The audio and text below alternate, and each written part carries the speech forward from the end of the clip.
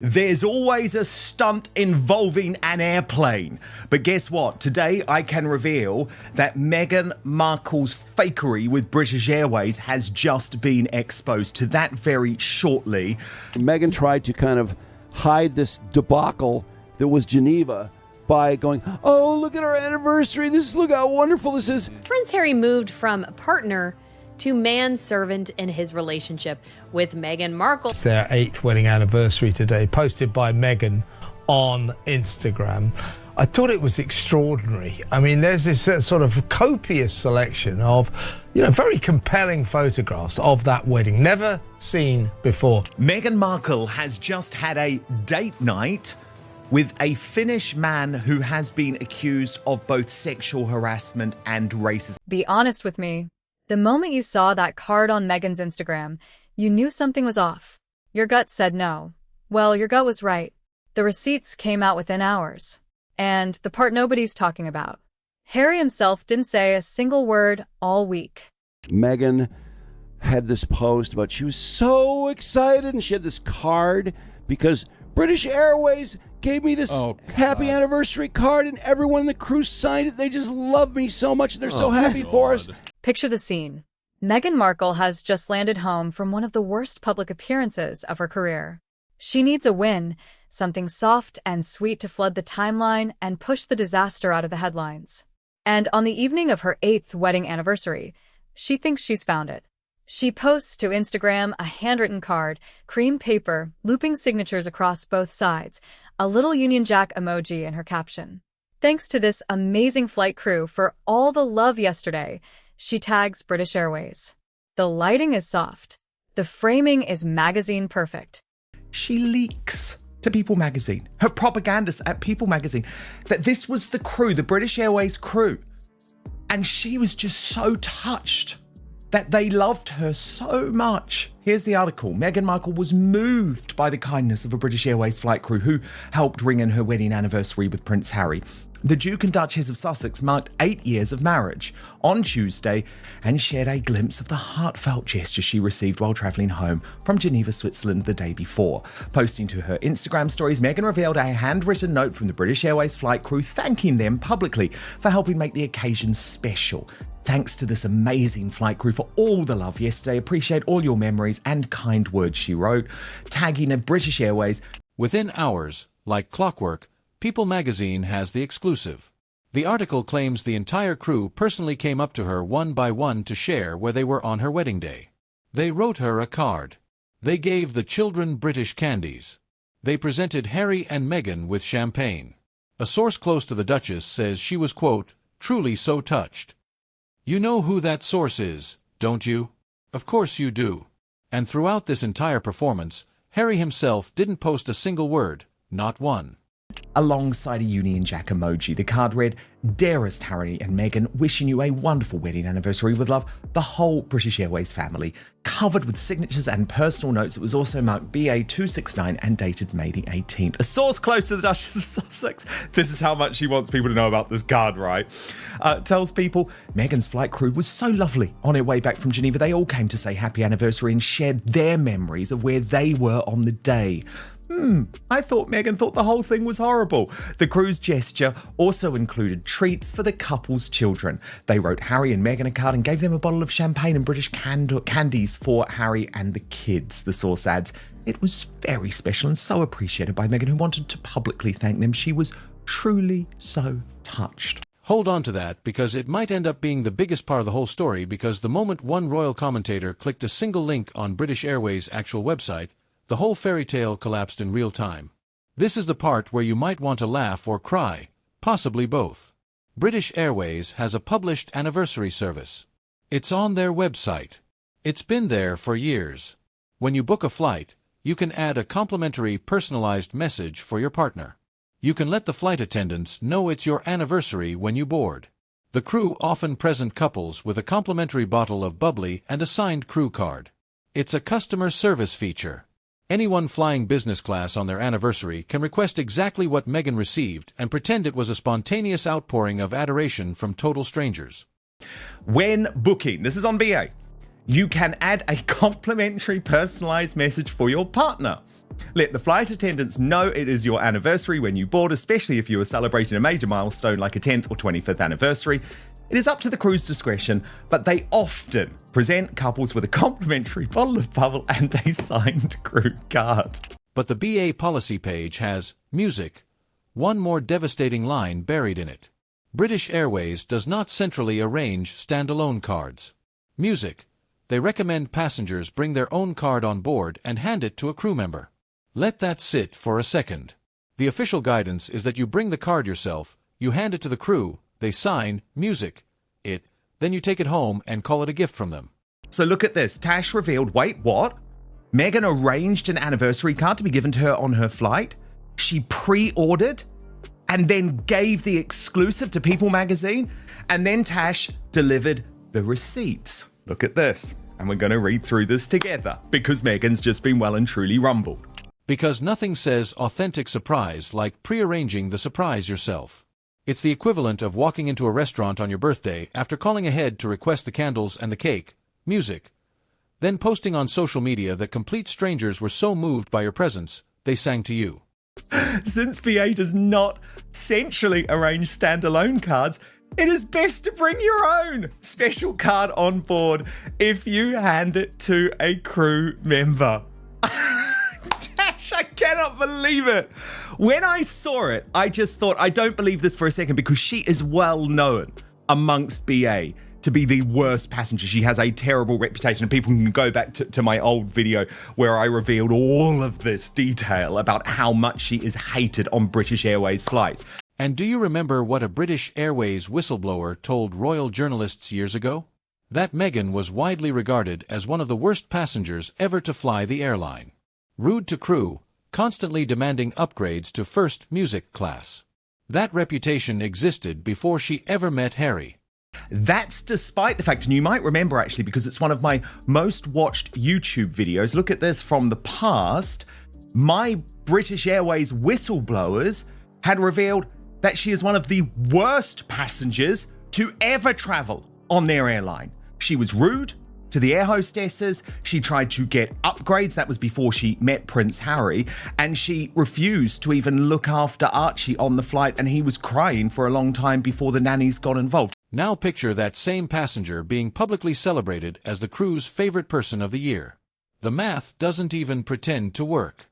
She claims that the British Airways crew on her flight from Europe back to Los Angeles just happened to know that it was her 8th wedding anniversary and just happened to write her this card expressing what a delight she is on the flight. Within 12 hours, royal viewers were doing forensic work on the photograph. Let me show you what they found and tell me in the comments if you spotted any of these before I mentioned them. The first detail, the name Richie Rich signed twice. Once in tight cursive on one side, then again a few centimeters away and slightly looser handwriting. Someone forgot they had already filled out a fake name. Music, or more likely, the same person sat there with a pen and lost track of which fictional crew member they were currently pretending to be.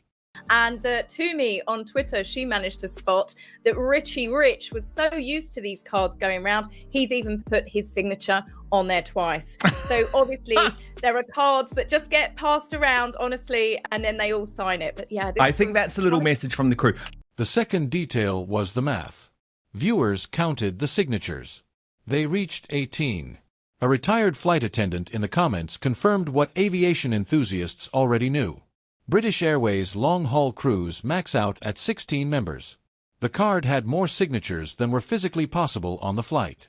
Music. I mean, as I say, Tash, I did a whole big whistleblowing thing on this because it was actually, I fly BA all the time. I love BA. They are incredible crew members. And it was actually a whistleblower on board a British Airways flight who first approached me and gave me the information, which made me then start to look into the way that she treated the stuff. And it dated right back, Tash. This is what's interesting about it.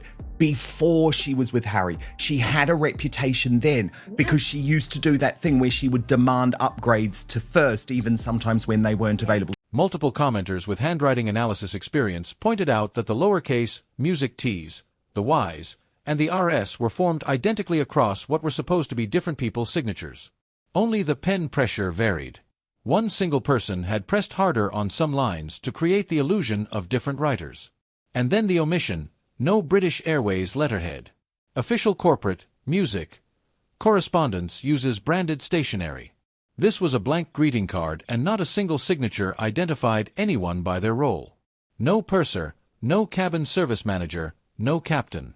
Real crew always sign that way. Their position is their entire identity at work.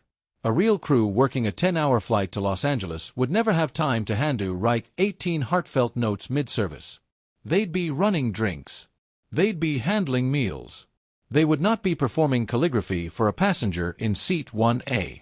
From British Airlines. And without them realizing or doing the research that anyone can get this fucking card. Anyone in the world can go on there and get that card and say it's my anniversary. They probably know, but they get clicks, right? Right. I mean, that's why they're doing it. They're part of this Markle, economy. Even if they did it, even if British Airways went, oh my God, it's their anniversary day, we got to get them a card. Do it. No, why would they? Nobody in the fucking crew would give a shit. Like, you think, Meghan Markle's on the flight list in 2 days, let's get her a card and all sign it.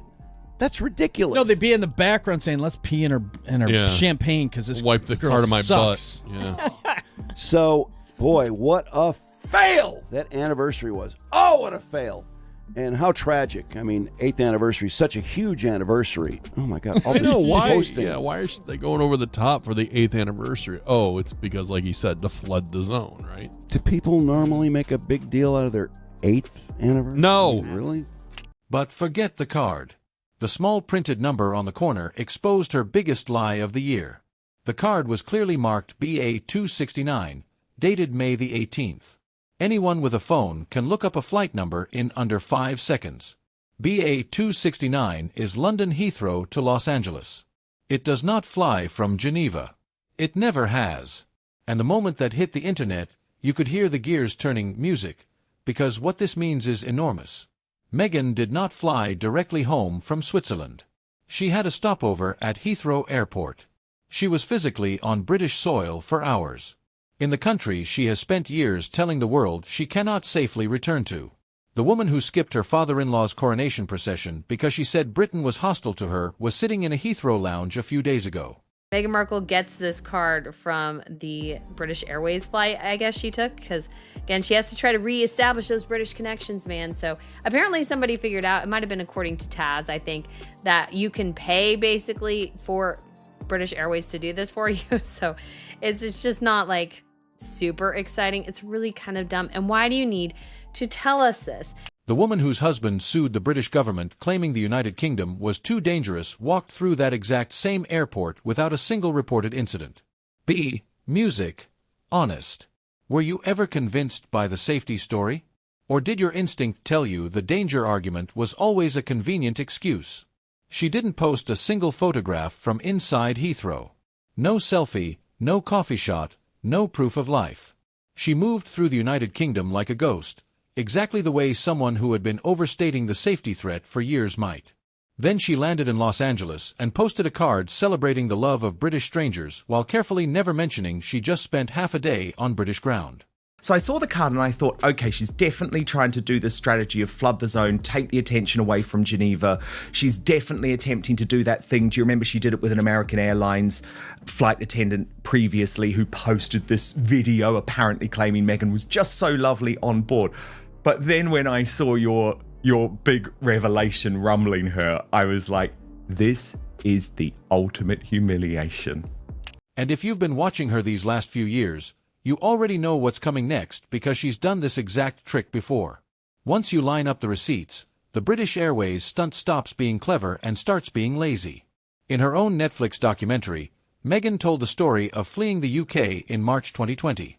She claimed that as she boarded the plane back to Canada, the head of the cabin crew came to her, knelt beside her seat, removed his hat, and personally thanked her for everything she had done for Great Britain.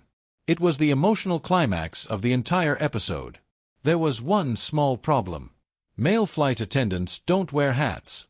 Pilots, music, wear caps. Cabin crew don't. The entire ceremonial moment she described was physically impossible. Did you believe it? At the time, most people did. That's how good she is at this. A few years later, an American Airlines flight attendant suddenly appeared on social media praising what a wonderful passenger Meghan had been. Her own staff basically performing devotion on cue. And to be honest with you, Dan, this whole storyline, I'm just surprised that she didn't turn around and say, and there was a moment when all of the crew dropped to their knees, they took off their hats and thanked me for the work that I've just done in Geneva, you know, for my service that I've just committed to. She is honestly, she's a walking embarrassment with stuff like this because people can see through it all. Now, if you heard second, third hand that the crew had done something nice for her on the flight, then maybe it would have been, I guess, a bit more believable. A staff member perhaps did it for her or something. But it's the fact that Meghan can't help herself. She's gone to People magazine. As soon as you see People magazine exclusive, it means it's come direct from her camp. And of course, it said a source close to the Duchess of Sussex, probably Meghan herself. Oh, it's her. Yes. It's her. Then there was the Drew Barrymore show appearance music, where Meghan walked on stage holding a handwritten card. She said Harry and the children had just given her. Caught off guard, supposedly. The card was the same shape, the same style, the same suspiciously identical handwriting flavor as every other card she's ever produced. Then the Jamie Kern Lima podcast did almost the same routine. Meghan on tape, suddenly remembering a sweet note from Harry and the kids, holding it up, tearing up slightly. Moving on. I mean, it really is funny, but this isn't the first time we've seen Meghan do this. When she appeared on Drew Barrymore's show, she had a card that had just been prepared by Harry and the children, if you remember, with their names all over it. And this is the exact same thing. Meghan wants to prove to the world that she's adored by Harry. She always talks about, that man loves me so much, but then she also does it with the crew. Every one of these moments follows the same template. A stranger or family member overcome with feeling. A piece of paper produced at exactly the right moment. A media outlet given the exclusive within hours. No independent witness. No follow-up. But here's where it stops being funny. Because the anniversary video she posted alongside the card was even more disturbing. The anniversary video should have been the safe play. Harry walking through their kitchen carrying a cake.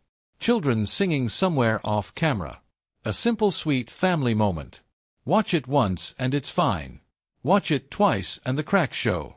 Watch it 3 times and the whole thing collapses. Harry sings Happy Anniversary to Mama. Not to us, not to Mommy and Daddy, to Mama. Meghan recording with her phone awkwardly tags on and Papa at the end like she just remembered her husband exists. If you've been married a long time, you know how that lands. In the beginning we have Prince Harry walking around with a cake with 4 candles on it, which my mom was like, why 4? They've been married 8 years. I'm going to guess maybe it's the amount in their family or whatever. And he's singing Happy Anniversary to Meghan. So go ahead and take a watch here. Happy anniversary to And Papa! And guys, Meghan does at the end quickly go, and Papa, but it's very clear here, at least in my opinion, that Harry was either told or encouraged or whatever to walk out with this cake and these candles, and that it was the focus on Meghan Markle within this anniversary, rather than them as a couple. Have you ever in your own marriage sung Happy Anniversary to your spouse with a cake and candles like it was a birthday? Most people haven't. It's not how anniversaries work in real life. It's how they work on Instagram. Then the cake itself. 4 candles. Music. They've been married 8 years. 4 candles. Half the number you'd expect. Royal commentators almost immediately landed on the obvious explanation. This video isn't from yesterday. It's from their 4th anniversary. 4 years ago. Repackaged and reposted as if it were brand new. And I find that a little disturbing because it should be them as a couple. You guys are celebrating 8 years together. It's not just Harry, it's Harry and Meghan, but it was clearly just Harry there. He had the cake. He was serving it to her so that they could have this blowout candle moment and happy anniversary with the kids, you know, in the background, which I also thought was just a little bit strange. Because again, we can't see the kids, but we can hear the kids. The kids can be interacting. And it's one of these things where This is the challenge with, I think, being an influencer, you could say. The children's voices reinforced it. Viewers with kids that age listened closely and immediately said the same thing. These voices sound like toddlers, not a 5-year-old and a 7-year-old. Music. Too much younger children recorded years ago and pulled out of the family archive when she needed a marriage rescue. Then the cake again. Watch Harry carry it with one single hand effortlessly. A real iced cake of that size would slide right off the plate. The conclusion many viewers landed on is that the cake is cardboard, a prop, a fake cake for a fake anniversary, celebrating a marriage that increasingly looks fake itself. This feels incredibly awkward and incredibly staged. It feels so fake. And we didn't really need to see this. Just a little, nod to it would have been great. But no. Meghan has to do a whole video, a bunch of pictures shared, which I have thoughts on, and we'll get to. But I just thought that was really, really odd. I love you. Blow them. No. Blow them. Yay! Yeah! So, apparently in the next video, Harry is the one who does get to blow out the candles. So, I guess he had some sort of role in this as the kids cheered him on. But again, it just comes across to me as incredibly awkward and forced, and the penguin statue made it worse. Meghan squeals on cue and explains for the camera that she and Harry dressed as penguins at their engagement party because penguins mate for life. Penguins do not mate for life. They are seasonal pair bonders. And of every creature in the animal kingdom, she somehow chose the exact symbol London Zoo gifted William and Catherine when they married. Even the bird is borrowed. The same week, the BA card surfaced. See Meghan Markle obsessed over this pair of penguins, and I guess it apparently represents that for their engagement party with their bestest of friends. I don't know how many of them they actually talk to anymore. That they came dressed up, I guess, as mated animals or something, and Harry and Meghan went as penguins, because penguins mate for life. Again, it'll be interesting to see what happens when the divorce goes through, and all of a sudden, Meghan's brand, as ever, did something the royal family will never forget. If you got up at dawn back in May 2018 to watch that wedding, this part is going to upset you. They used the official aerial photograph of the royal wedding carriage. Harry and Meghan in full ceremonial dress, waving from a horse-drawn carriage outside St. George's Chapel, Windsor Castle visible. Music. The most quintessentially royal image of their entire union. They placed it directly above an advertisement for candles. The pitch was that the candles smelled like their wedding day. A wedding paid for by British taxpayers to the tune of more than $32 million. A wedding Meghan herself has spent years calling a spectacle she didn't really want. A wedding, she said, triggered her darkest mental health moments. A wedding she described as cold and traumatic. Now suddenly that same wedding is sacred again. Suddenly it's scented. Suddenly, it's $40 in a glass jar with a wick. Very, very important to note as well that guess what is burning in the background?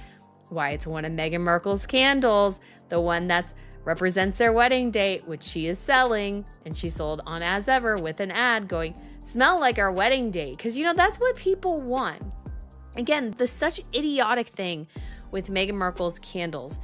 I think they could sell probably fairly well, but they're hampered by this, it's about my birthday, it's about my wedding date, it's about my kids' birthdays now. And it's like, Meghan Markle, why do you think people want to smell like you and your wedding date and your kids? Why do you think people want to smell that?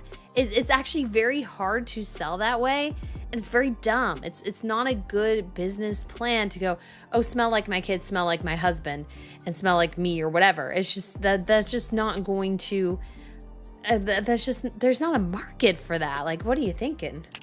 Queen Elizabeth had one operating principle for the family. Do not commercialize the institution. The Sandringham Agreement Harry signed when he stepped back explicitly prohibited monetizing the Sussex name or any royal events tied to it.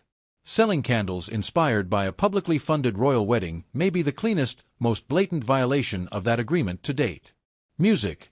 And the late Queen, watching this from wherever she is not happy. And here we are. The detail that may matter most. Music. Throughout the entire anniversary week, with all the fake cards and recycled videos and merchandised carriages, Prince Harry posted nothing. No Instagram statement, music, no Archwell tribute, No quoted comment in any of the People magazine pieces, no reposting of anything his wife shared, no interview, no tweet, no single image with his own face beside any text he had personally written for the day. Every word the world heard about how meaningful this anniversary supposedly was came from Meghan herself, or from a source described as close to the Duchess of Sussex, which everyone in royal media knows is code for Meghan personally, or from People magazine, the outlet Harry has reportedly emailed directly in the past.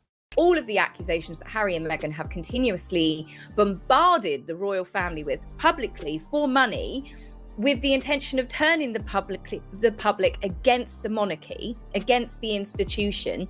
And then she's like, yes, but don't forget that I did marry a prince and this was our taxpayer-funded wedding, and please buy the crap that I am building. This husband this anniversary is supposed to be about has been completely silent, carrying music, a cake with one hand, standing in a kitchen, singing to Mama, holding the camera while she narrates her own story to the world. And here's where it gets sad. Genuinely sad. Remember the cheeky Harry we used to know? The one who served 2 tours in Afghanistan? The one who founded the Invictus Games for wounded veterans? The red-headed prince who walked behind his mother's coffin at 12 years old in front of the entire watching world? Who cried openly at his grandmother's funeral? That man is now carrying a fake cake in a borrowed-looking kitchen, singing Happy Anniversary to Mama on cue. To Mama on cue. And Harry's grey suit posted after that another cringy staged fake video brought to you by the Harry Markle Privacy Production Inc. I mean, Tash. Yeah. What do you think of the video, firstly? And then how tone deaf is it that this comes so soon after her anti-social media address? While his wife pre-orders cards from airlines and turns their wedding into a $40 candle. If this marriage is as healthy as the Instagram grid keeps insisting, where is the other half of it? Where is his voice? Why has only one of these 2 people felt the need to mark the day publicly? The British Airways card was never about love. It was about damage control. And the man it was supposedly written for hasn't said a single word about it. You weren't fooled. You saw through it the moment you saw that card. The only question left is how much longer Harry can keep carrying cakes for a woman the world has finally stopped believing. Music. The videos on your screen pick up exactly where this one ends.